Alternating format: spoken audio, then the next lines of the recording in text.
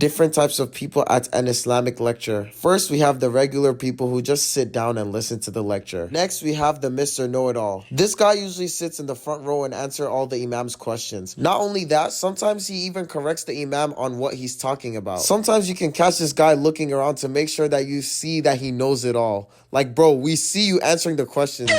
Next, we have the guy that never pays attention. This guy usually always hangs around the wall in the back, and he's always on his phone. You can tell that his parents forced him to come to the lecture. Do not be like this guy. Next, we have the note takers. These guys will bring their iPad, laptop, notebook, Kindle, and anything in between just to take notes about what the imam is saying. If you sit beside them, all you're gonna hear is their keyboard typing at 200 words per minute. Their notes are still very organized, mashallah. Next, we have the guy who only comes to the marriage lectures. This guy never comes to any lecture, but as soon as he hears it's a lecture about marriage, he slides into the masjid as if he's playing soccer. He also takes notes as if it's gonna help him get married.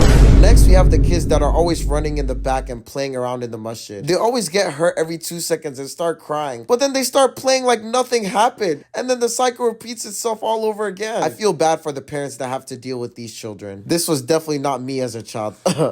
Lastly, we have the Q&A merchant. This guy comes to the lecture with a list of 1,000 questions about anything and everything. And don't you dare try and ask a question when he has a question. He will literally wrestle you to the ground just to make sure that the imam sees his hand and answer his question.